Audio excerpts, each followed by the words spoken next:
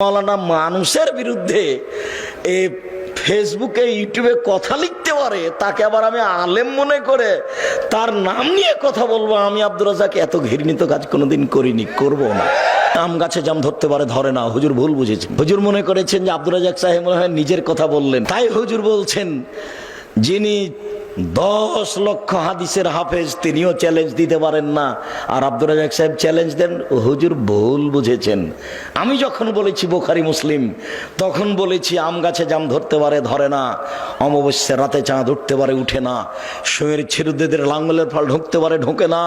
সুঁয়ের ছিদ্র দিয়ে লাঙ্গলের ফল ঢুকে যেতে পারে। আম গাছে জাম ধরে যেতে পারে, অমাবস্যার রাতে চাঁদ উঠে যেতে পারে, এগুলো ঘটে যেতে পারে। আমি আব্দুর রাজ্জাক বিন ইউসুফ যে কথা বললাম, এই কথাতে কেউ চেষ্টা করলে, কিয়ামত পর্যন্ত চেষ্টা করলে সরিষা ঢোকানো যাবে না। যা বলছি তাই থাকবে, তার নাম বুখারী মুসলিম। হুজুর বুঝতেই পারেননি। হুজুর মনে করেছেন যে বিরোধিতা করলে মনে হয় সফলতা অর্জন করা যাবে। জি না, আল্লাহর কসম আমি কোনোদিন কারো বিরোধিতা করিনি। কেউ কেউ আমাকে বলছে যে অমুক অমুকের একটু আপনি নাম নেন না কেন। তা আমি বলছি যেই মৌলানা মানুষের বিরুদ্ধে এই ফেসবুকে ইউটিউবে কথা লিখতে পারে, তাকে আবার আমি আলেম মনে করে তার নাম নিয়ে কথা বলবো। আমি আব্দুর রাজ্জাক এত ঘৃণিত কাজ কোনোদিন করিনি, করবো না। আর আপনার মতো লোক আব্দুর রাজ্জাক বিন ইউসুফের দিন রাত বদনাম করলে সরিষার সমান আসে যায় না। ফয়সালা কোথায় আছে? উপরে। যেই কথাটা পরে বলতাম সে কথাটা আপনাকে এখনই বলে রাখি। আল্লাহর কসম আমি একজন নিঃস্ব মানুষ। আমার না বংশের ক্ষমতা আছে, না আমার অর্থের ক্ষমতা আছে। আমি এত নিঃস্ব মানুষ যে কচুর পাতার পানির মতো, কচুর পাতার উপরে যে পানি আছে টলমল টলমল করে, তেমন আমি। যে কোনো সময় আপনি আমার উপরে ক্ষমতা প্রয়োগ করতে পারেন। আমার মনে বড় স্বাদ, এদেশের মাটিতে আমি উন্নত মানের প্রতিষ্ঠান গড়বই গড়ব, ইনশাল্লাহ গড়বই গড়ব। আজকে বক্তৃতা দিচ্ছি, বক্তৃতার জগৎ দিয়ে ধর্ম চিরদিন টিকানো যাবে না। কেন? এখন আবু তাহের বর্ধমানীও নেই, আব্দুল্লাহ বিন ফজল রাহিমাহুল্লাহও নেই, আব্দুল সাত্তার ত্রিশালী সাহেবও নেই, আব্দুল্লাহ বিন কাজেমও নেই, দুরুল হুদা আইয়ুবিও নেই। তার মানে কয়দিন পরে আমরাও থাকবো না। কথা বুঝতে পারেননি? আপনি মানলেই কি আর না মানলেই কি? আপনি হাঁটাবো বীর হাঁটাবো যাচ্ছেন না তো চলছে না। যে দেখেন কিভাবে চলছে, প্রায় সবাই মাদানী শিক্ষক। মদিনা বিশ্ববিদ্যালয়ে কয় টাকা খরচ করেন আপনি? আপনাকে আমি খালি দেখার জন্য অনুরোধ জানিয়েছি আর দোয়া করার জন্য। আল্লাহর উপরে ভরসা করে কাজ করবেন, দিনের জন্য কোনো কিছু করেন, প্রতিষ্ঠান গড়েন। হাঁটাবো বীর হাঁটাবো যেতে হবে এ কথা আমি বলিনি, কাল নীতি করেন। আপনি মনে করছেন এমনি এত বড় প্রতিষ্ঠান চলছে, 535 জন অসহায় ছেলে মেয়ে থাকে, তার 115 জন শুধু ইয়াতিম। আমি টাকা দিই? আমি একদিনের টাকা দিতে পারবো না, এক সন্ধ্যার। আমি তো ভিক্ষা করি, ভিক্ষা করে বাড়ি মানুষের বাড়ি বাড়ি। কারোর কাছে 500টা 1000 টাকা নিতে আমাকে 10 বার মোবাইল করা লাগে, 20 বার বারে 50 বার লাগে। ভিক্ষা করে প্রতিষ্ঠান চালাই, নিঃস্ব, কোনো নির্ধারিত মানুষ নাই এর নিচে। চলছে, চলবে ইনশাল্লাহ। 2016 সালের 17 ফেব্রুয়ারি রোজ বুধবার বিকাল 4:30-5টার সময় জামিয়া সালাফিয়া ডাঙ্গিপাড়া পাওয়া রাজশাহী, ওইখানে বলেছিলাম আমার হাতে টাকা নেই, এ কথা সত্য। এখানে প্রতিষ্ঠান গড়বে, এ কথা সত্য, ইনশাল্লাহ গড়বেই গড়বে। কয়েক কোটি টাকার জমি ওখানেও কিনা আছে, কয়েক কোটি টাকার জমি এখানেও কিনা আছে। ওখানে 1300 মানুষের ছেলেদের অংশে রান্না হয়, আর মেয়েদের অংশে 700-750 মহিলার রান্না হয়। তার 715 জন শুধু খালি মেয়ে। 3টে করে গার্ড আছে ওখানে, 6 জন গার্ডের, এখানে 2 জন গার্ড আছে। আপনি সহজে এমনি ঢুকতে পারবেন না। এখানে যান, এখন যান, দেখে আসেন, আপনি এমনি ঢুকতে পারবেন না।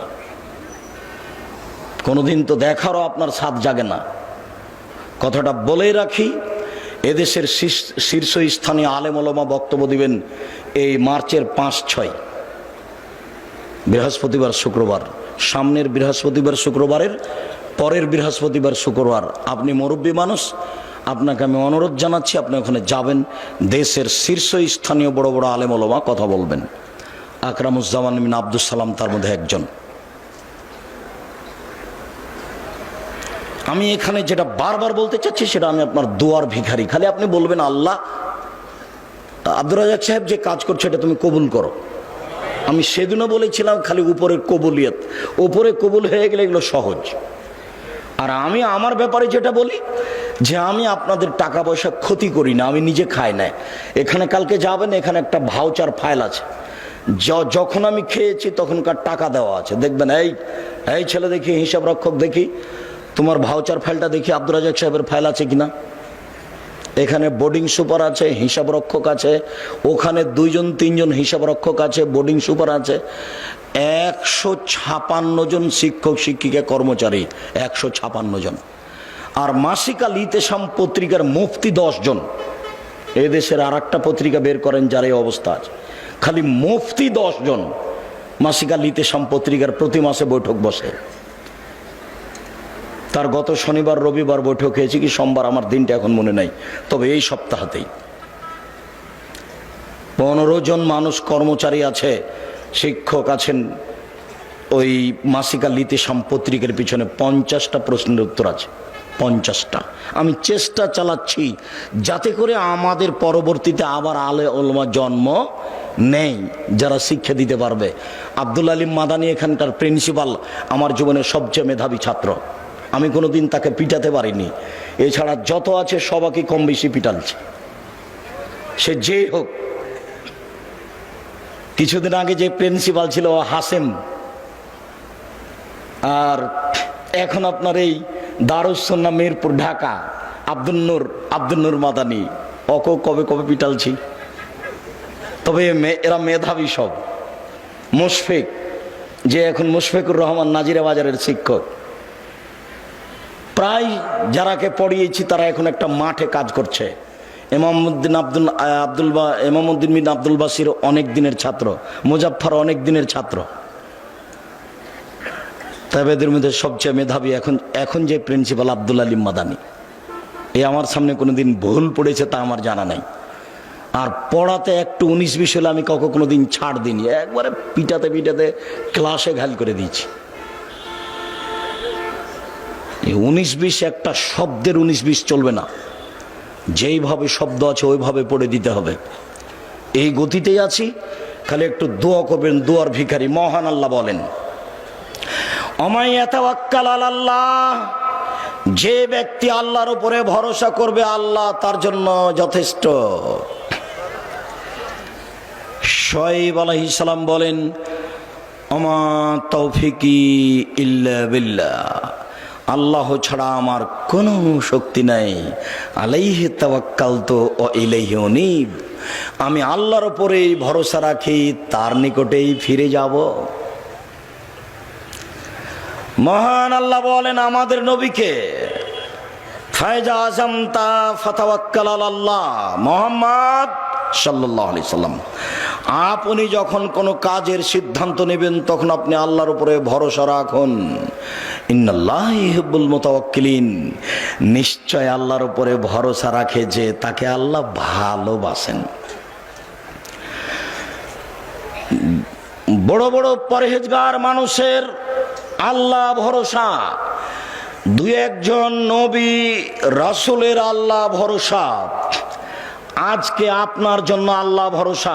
এই ছেলে, ওখানে দাঁড়িয়ে আছো কেন? তুমি কি দেখাশোনা করছো? যারা এখানে পাশ দিয়ে হাঁটছে তারা হাঁটছে কেন? তোমরা একটু দেখতে পাও না? আর যেখানে মহিলা আছে সেখানে কথা বলে কেন? তুমি একটু খেয়াল করতে পারো না? যাও দেখো। আর আপনি আমার দিনী বোন, দয়া করে কথা বলিয়েন না। আপনার এটা স্বামীর বাড়ি নয়, এটা আপনার বাপের বাড়িও না। আপনার একটা লজ্জা থাকা দরকার। আব্দুর রাজ্জাক বিন ইউসুফ কথা বলছেন, আপনি কথা বলেন কোন লজ্জায়? কেউ যদি আপনার মাথার উপর দিয়ে, গায়ের উপর দিয়ে চলে যায় তবে আপনি মুখ খুলবেন না, চুপ থেকে যান একবারে। পাথরের মতো থাকেন আর কান আমার দিকে লাগিয়ে থাকেন। কিছু উপকার করবো ইনশাআল্লাহ। আজকে বাড়ি থেকে বের হয়েছেন কিভাবে? বাড়ি থেকে বের হবেন কিভাবে? রাসূল সাল্লাল্লাহু আলাইহি ওয়াসাল্লাম বলছেন, বিসমিল্লাহি তাওয়াক্কালতু আলাল্লাহ লা হাওলা ওয়ালা কুওয়াতা ইল্লা বিল্লাহ। এ দেখেন, বিসমিল্লাহি তাওয়াক্কালতু আলাল্লাহ, আমি আল্লাহর নামে বাড়ি থেকে বের হচ্ছি, তারই উপরে ভরসা করি। আমার চলা থেমে যাওয়া আল্লাহর শক্তিতেই হয়। চলতে পারি ওরই শক্তিতেই, থেমে যাই তারই শক্তিতেই। বিসমিল্লাহি তাওয়াক্কালতু আলাল্লাহ লা হাওলা ওয়ালা কুওয়াতা ইল্লা বিল্লাহ। মনে থাকবে না?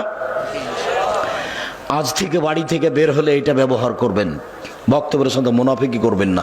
এই ছেলে, আরেকজনের গায়ে হাত দিয়ে আছো না, রেডি হও, ঘুম আসে, একটু প্রস্তুতি নাও। আমার অল্প সময় কথা, আমি নিজেই ক্লান্ত,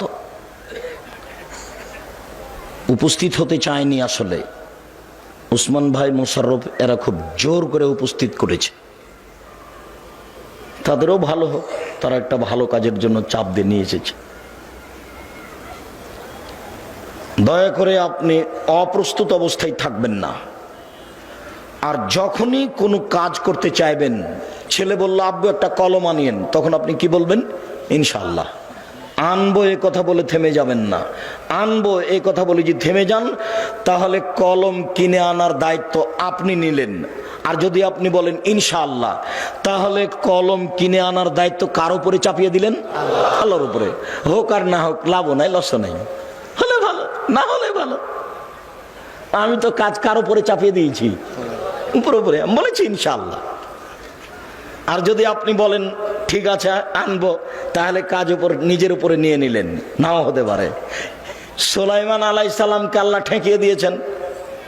সুলাইমান আলাইহিস সালাম বলেন আমরা 100 জন বউ, সবার কাছে যাব, সব ছেলে জন্ম নেবে, সবাই হবে যোদ্ধা, যুদ্ধ করে দেশ দখল করব। উনি ইনশাআল্লাহ বলেননি। একটাও স্ত্রী সন্তান দিল না, একজন দিলে তো অর্ধাঙ্গ অচল।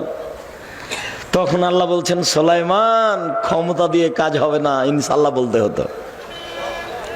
কাজ আমার উপরে চাপায়, কাজ আমার উপরে চাপায়। আপনাকে বলছি, এখন আপনাকে বলছি, উপস্থিত বৈঠকের মুসলিম বোন, কথা বলছো কেন? চুপ থাকো। উপস্থিত বৈঠকের মুসলিম বোন, আপনাকে বলছি, এদিকে খেয়াল করেন, আপনাকেই বলছি। কোনো কাজ করতে গেলে স্বামী একটা কাজ আপনাকে করতে বললো যে এই কাজটা করো, আমি আসছি, তা আপনি কি বলবেন? ইনশাআল্লাহ। বুঝতে পারলেন না মনে হয়? আপনি মহিলা মানুষ, এখনো গল্প করছেন নাকি? কি বলবেন? ইনশাআল্লাহ। স্বামী বলছেন তুমি এই কাজটা করো, আমি যাচ্ছি, তখন আপনি কি বলবেন? ইনশাআল্লাহ। তাহলে কাজটা আর একজনের উপরে চাপিয়ে দেওয়া হলো। দেখেন, নবীগণের আল্লাহ ভরসা। ইব্রাহিম জি, মূর্তি কে ভেঙেছে? আরে আমাকে বলছেন কেন? ওই যে বড়জন কুড়াল ঘাড়ে করে আছে, তাকেই বলেন। ও কি কথা বলতে পারে? তুমি তো আমাদের ব্যঙ্গ করছো দেখছি। এই যুবকেরা কে আছো? গর্ত খনন করো, খড়ি জমা করো, আগুন লাগিয়ে দাও, একে ফেলে দাও। ইব্রাহিম আলাইহিস সালাম নিঃস্ব মানুষ, দলও নেই, সংগঠনও নেই, বংশও নেই, কিছুই নেই, একবারে কোনো কিছু করার ক্ষমতা নেই, একেবারে কিছুই নেই, সাথেও কেউ নাই। এই যুবকরা গর্ত খনন করো, খড়ি জমা করো, আগুন লাগিয়ে দেখে ফেলে দাও। ধরে ফেলে দিল, কোনো ক্ষমতা নাই তার, নিঃস্ব মানুষ।